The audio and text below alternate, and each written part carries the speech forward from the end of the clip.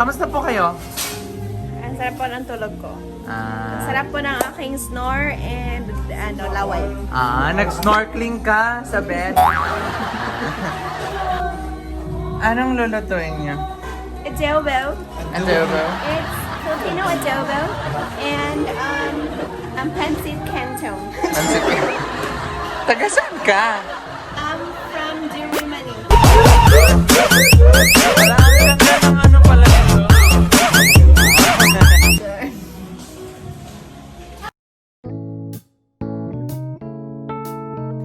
What's up guys? This is me again, Jason Josa, and welcome back to my channel. We are here again for another video, and today's video is how to pack video. Today is January 28 and di ba sinabi ko po sa inyo last time na hindi po kami lumalabas. But now, this is our first time na makakalabas po kami aside from our school all together to a private resort. Yes. And yung retreat po namin, all staff members and all SALC teachers, yung retreat po na to is we made sure na safe po yung pupuntahan namin. So, yung pupuntahan po namin ay La Sofia Resort. It's a private resort. So, we really made sure na walang ibang tao, and during our time of the retreat, yung kami lang talaga. So, we are all safe. So, today's packing is how to prioritize packing po, because yung retreat po namin ay only overnight. So, we don't want to have a lot of things to bring only for an overnight trip, right? So, we have to prioritize. So, this is how I prioritize. Yung una ko po laging iniisip, ano ko ilalagay yung mga damit ko or mga gamit ko sa bag. And this is the bag that I will be using. It's a backpack. Kasi overnight lang naman, so we don't need a lot of things. Pero minsan, pag mga babae talaga, madaming iniisip, kailangan na ganito, yung mga ganyan. And sometimes we overpack. Tapos hindi naman nagagamit.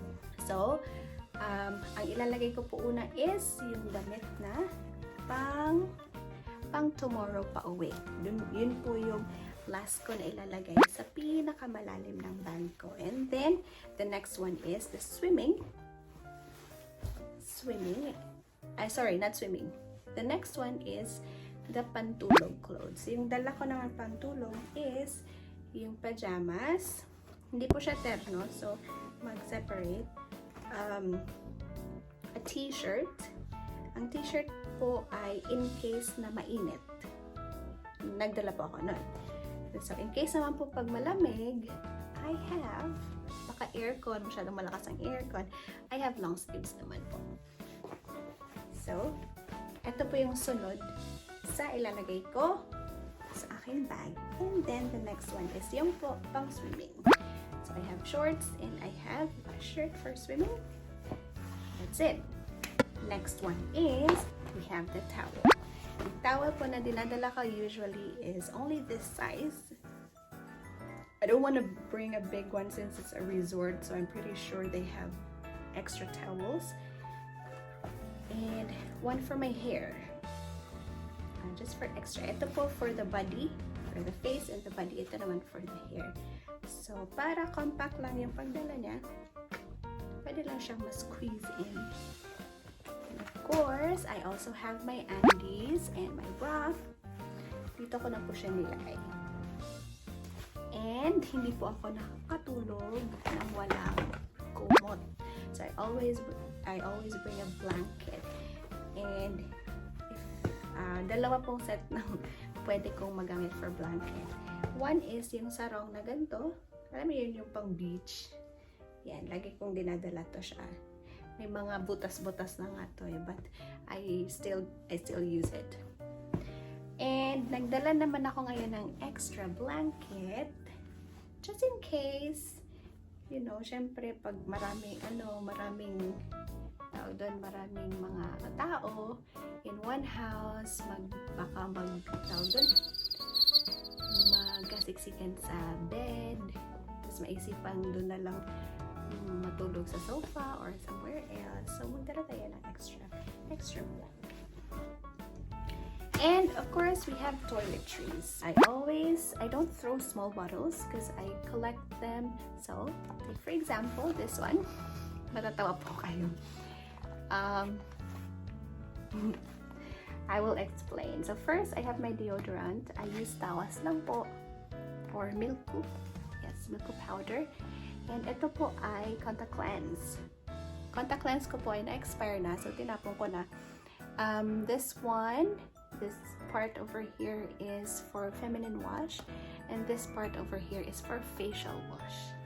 And hindi po siya natatapon. That's what's good about it.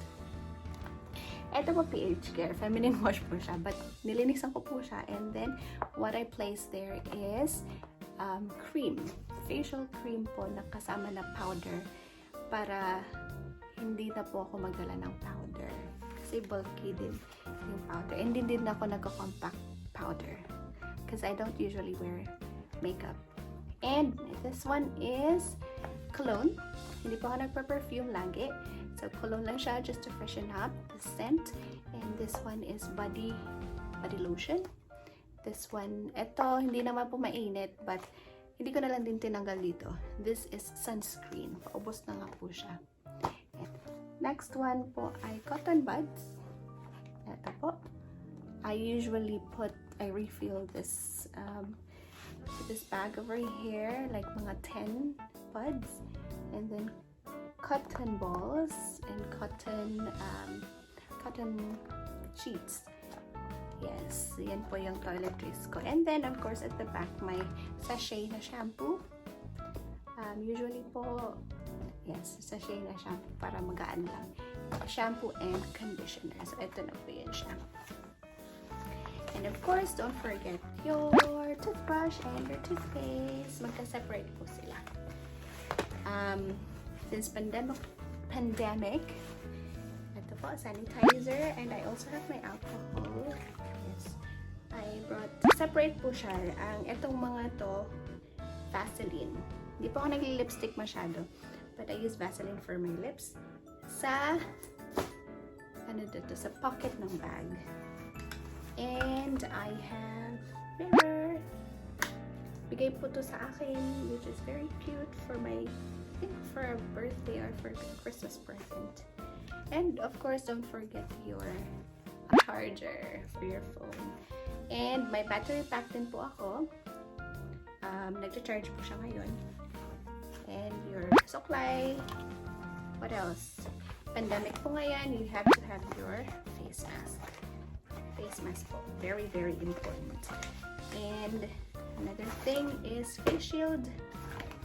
And what else? What else did I miss? Of course, my food. Ito po, separate bag for food.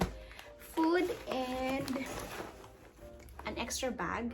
And very important, wala po akong easy to bring na tissue. Easy to bring tissue. So, this face tissue, I guess. Yeah. And this one is flushable wet tissue. Very, very important. And yun na po. So, I hope you have learned something. Yun na po yung aking total. So, empty. Empty, empty.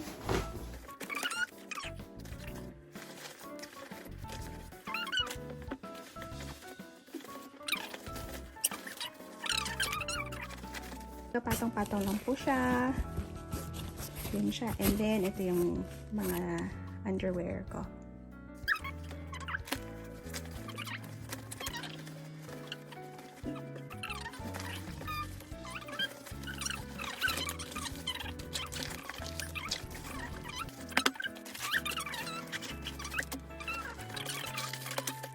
Tapos na. That's it. Tapos na. Ang galing mo. And I still have space. Ito na po siya. Andito po sa pocket na to, para easy reach lang. Ito naman po yung lalagay ko. Prioritize po natin.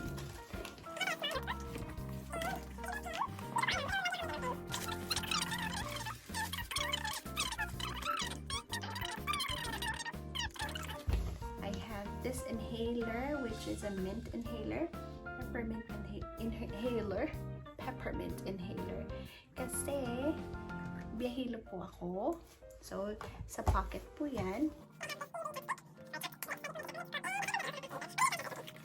And then, I will also bring, later meron po akong tent na good for 2 or 1 or 2. Dadalhin din po namin yan for extra kasi may sasakyan naman. So, mabilis lang po yun siya dalhin.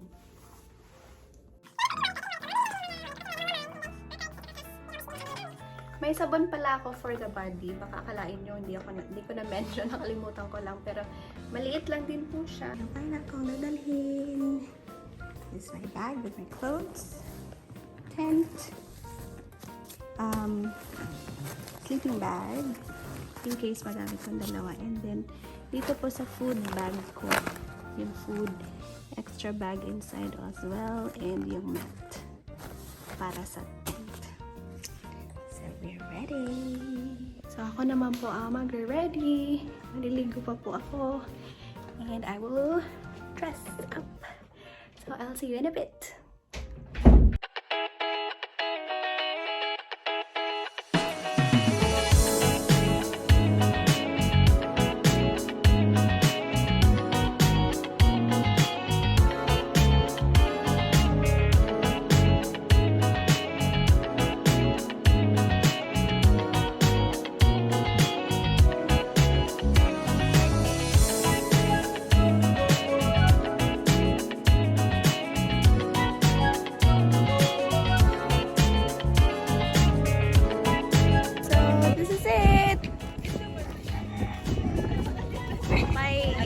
May isang vlogger dito.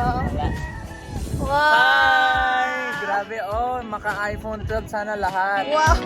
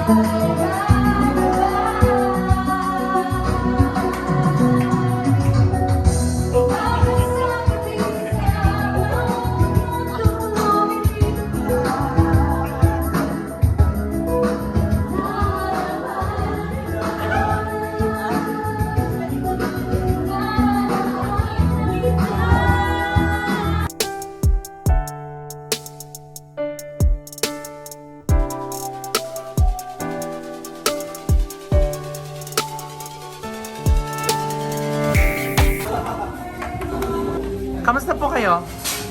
Ang sarap po ng tulog ko. Ah, Sarap po ng aking snore and laway. nag-snorkeling ka sa bed? Anong lulutuin niyo? Adobo. Adobo? It's Filipino adobo and pancit canton. Pansit ka? Taga saan ka? I'm from Durimani. Walang